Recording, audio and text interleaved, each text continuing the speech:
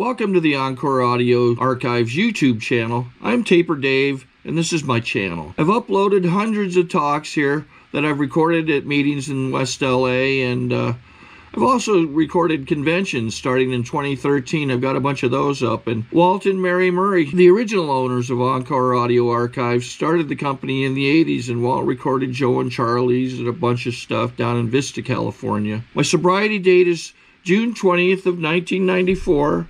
I hope you find something you like, so please like and subscribe to my channel and comment down below.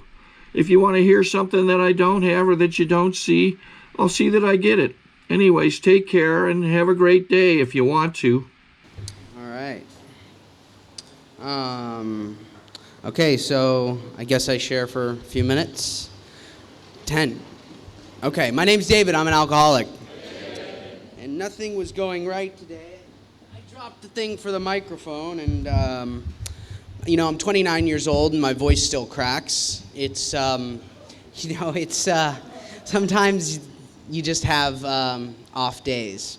But I can tell you that when I was young, growing up, I never felt like I fit in.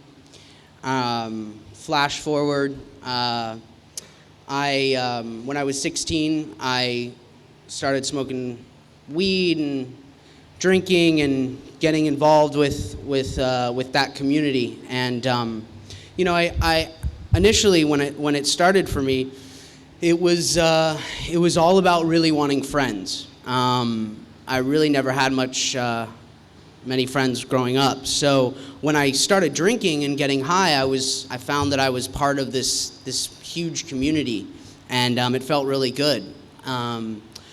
And when I was 16, I fell asleep at the wheel, went to the wrong side of Sepulveda, and got in a head-on collision. And luckily, I was okay, and the other people were okay. And that was my first introduction to Alcoholics Anonymous. And I never took it seriously. I came around, got a sponsor, but never worked the steps. And I remember saying to my mom, I'm not happy sober, and I'm not happy not sober. And I know now the reason for that is because I didn't have a program. I wasn't working the steps. And if I'm sober and I'm not working a program, I don't know. I mean, I guess it's possible to be happy for some people, but not for me. And so, I couldn't stay sober. So I started getting high again. Then 19, I fell asleep at the wheel again, crashed another car, and then came back to the program, but once again, didn't do anything seriously. 21, fell asleep at the wheel again, totaled another car. Came back to the program and didn't work steps, didn't get a sponsor, thought that I could manage on my own. And then at that time, I had been going to a junior college, and I had got accepted to a good college, so I thought I was on my way. And so I didn't stay sober. And basically, make a long story short, I graduated from that college, and then I was at Coachella in 2004. And I was driving, and I was going to get some ecstasy, and I had been driving that whole day, and I fell asleep at the wheel, and I came to, and I was like, oh fuck, I need help. I need to change my life, or I'm gonna die. So I came into the program in 2004 for the first time seriously, and I met who's my sponsor now, and got commitments. Was working the steps, worked all 12 steps in 6 months, got really involved and active in the program. And I'm sure that people talked about cross addiction back then, but I don't remember hearing about it. And I knew that there were other fellowships where if other things popped up in sobriety that maybe I could have gone to help me deal with those problems. But what ended up happening is I won about $8,000 in 4.5 hours when I was 6 months sober, and it was the worst thing that could have possibly happened to me. It started what has finally, hopefully, coming to an end of a 5-year horrible gambling addiction. And I share about that because maybe there's some other people who are struggling with that too. And so over the course, I stayed sober for 1.5 years, from 2004 to the end of 2005, and I was still of service. I was secretary of Key Club. I was treasurer. I had commitments. Yet by the end of the day, I was driving at midnight to Casino Morongo, sober for 2 hours, gambling all night like a maniac, and basically driving home off no sleep. I mean, I can't tell you how many times in sobriety I fell asleep at the wheel driving home from Casino Morongo. I mean, yeah, it's funny. I mean, it is kind of funny in retrospect, but it's really, scary. And so basically, long story short, over that year, I put myself in about 40 grand worth of debt in sobriety. And so my options, I didn't seek help. I went to a GA meeting, but I guess I wasn't really ready to stop gambling. And so I saw my options as either, staying in the program and continuing to just lose all my money, and which money that I didn't even have. It was 40 grand in cash advances off credit cards. It was just insane. And it's either that or just go back to getting high and drinking and not going crazy, and maybe things will get better. And actually they did. They did for me. I started working in my family business, and I started excelling really well. And over the 2 years that I was relapsing, I worked myself out of that debt. And then I had met this girl, and she basically became my higher power. And, we were going to get married. My whole life was planned out. I was out of debt. Everything on the outside looked so good, except inside, in the relationship, in all the crazy shit that was going on, I had no coping skills. I was getting high with her every single day. All we were doing is we would fight, get high, fuck, make up, and that was it. That was my life, And when I realized that it wasn't going to work out, I broke up with her, and then my life went to shit again. I basically broke up with her after 2 years of working myself out of debt. I was high on coke. I drove to Casino Morongo, took 15 grand in cash advances off my credit cards, lost about $14,000 in half an hour, and then won it all back, and then 40 grand on top of it, and then left there with nothing. Left there with absolutely nothing. And so my brilliant idea was basically to start selling drugs so that I could get myself out of debt. I thought that would work, but what ended up happening is instead of getting myself out of debt, I ended up putting myself way deeper. So, and at the end of it all, it was all about having a party. It was all about having friends. It was all about wanting people to accept me and to love me. And so I've seen people in the rooms that still owe me money from when I was out a year ago. You know what I mean? I would just front shit, and it was terrible. It was absolutely terrible. And so now, I guess, how long do I have left? 5 minutes? Now I'm going to tell you about what's been happening over the past year. I basically passed out again at the wheel, but this time I had managed to pull over, and I fell asleep with my car in drive with my foot on the brake, sleeping, passed out, completely cold, and the cops had to break my window to wake me up.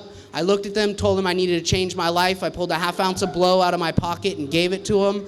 I got arrested. I got a DUI. I'm currently in the DEJ program. And I went to rehab, got sober, and started working a program again. Started, really getting involved in AA again. And I got to tell you, the difference between this sobriety this time and my sobriety last time is that I've only gambled 3 times in the past year. And the last time was really bad. That now I've actually sought help for that problem. So all I want to say is, if there's somebody in here and you're looking at your life and you're sober and you're not happy with what's going on, if you reach out, people will help you. And I mean, that's been my experience, is that I'm reaching out now, and I'm part of another fellowship, Gamblers Anonymous, and you know what? My life is completely changing. I have hope that, sometimes the outside issues are so bad that no matter how many steps I work, no matter how many commitments I have, no matter what I'm doing in program, in the Alcoholics Anonymous program, other things pop up. And, that's been my experience, and it's amazing. It's amazing to finally be getting help for that stuff. And I guess I have a program now. You know, I wake up in the morning, I have a regimen that I do in the morning. I read page 86. I have some prayers I say. If you don't like the prayers in the big book, I mean, for me personally, I read those too, but I've also made up some of my own things that I'm trying to work on in my life and that I feel that I am working on. And for me, this is really all about, this past year has been, my sobriety date is 7/28/08. And it's been all about changing and growing as a person. How long do I have? 1 minute? Okay. So yeah, that's what this sobriety has really been about. It's been about staying sober, working a program, having commitments, and then when shit pops up for me, when something happens and I get agitated, I'm really learning how to cope. I'm learning how to, people always say life on life's terms. I'm really learning how to do that. I'm really learning what it means to, if I'm pissed off and I have a resentment, to stop for a second and just take a moment and breathe and maybe call my sponsor or call somebody else in the program that I trust and talk about it with them and do spot check inventories and things like that, and really trying not to judge people and, to be a better listener and not to talk so much and not to be so selfish and so self-centered. I mean, because that's basically what I am in a nutshell. And so I'm working on all that stuff, and I feel that it's working. But I have enough humility to know that I cannot take my sobriety for granted, and I can't take for granted the things that I do while I'm sober, the other destructive behaviors that I can find to do to myself. I can't take that for granted either. When that stuff comes up, I really have to look at it, because if I ignore it like I ignored everything else in my life, by drinking, I can ignore shit in sobriety too. And if I ignore it and I don't deal with it, it's gonna pop up in some other way. So that's kind of what I've been learning how to do, and it's really a miracle. I mean, is my time up? Am I done? Okay, great. It really is a miracle. And if you're new, get a sponsor, work the steps, and continue to work the steps, and your life will get better. Thanks for letting me share. Okay, this is how I prepare my drone for launching. I like to do it inside the cab of my truck so I'm not standing outside in the weather. To install the joysticks for control, up and down, right and left, powered on. I have an Android phone that I use to connect it to the drone with. And it's actually controlled through the iPhone, through an app. Oops, wrong way. It's actually controlled through the iPhone, or through this Android phone, through the app. It's actually controlled through the Android phone, through an app, and you connect it through this short connection right here.